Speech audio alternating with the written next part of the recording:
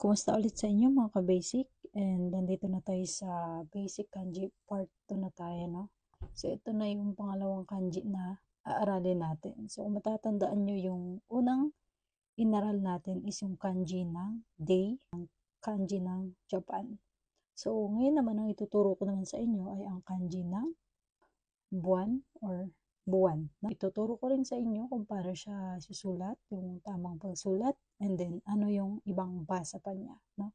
Sa English, and then sa Japanese, and then yung itong Chinese reading. So, sa kanji na to, magbibigay ulit ako sa inyo ng tatlong example, no? Para meron kayong mga idea. So, ulitin ko yung video na to ay ginawa ko para sa mga baguhan na nag-aaral, no? So, sa mga may alam na at ayaw itong panoorin, imbes na mag-comment kayo ng hindi maganda, ay skip nyo na lang, no? Pwede naman po yun.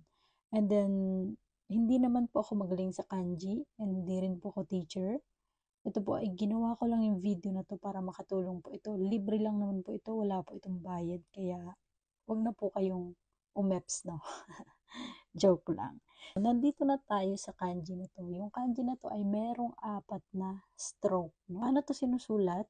Ito, sisimulan mo dito pa ganon.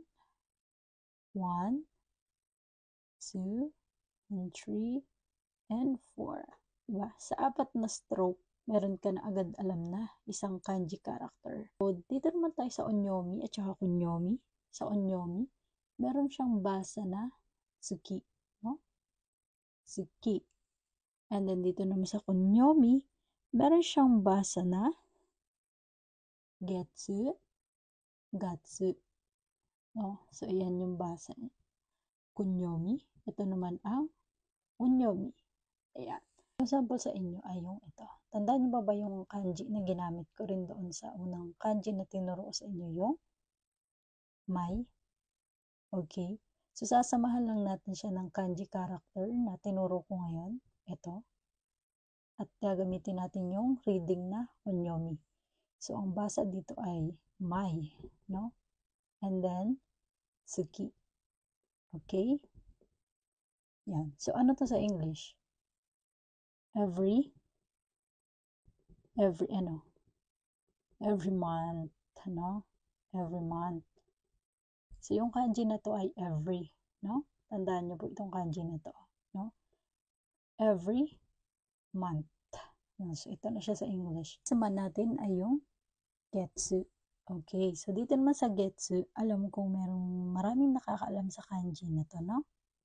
Yan, yung kanji na yan, straight, at saka yung kanji na to. So, ano nga ulit ang basa dito? Ito po ay rai. Ito naman ay getsu. Okay, so ano naman to sa English? Ito po ay next month. No? Next month po ang basa sa kanji na to.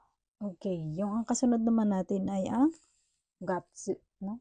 Gatsu naman, ito naman po ay tuturo kong kanji sa inyo. Yan, yan, yan.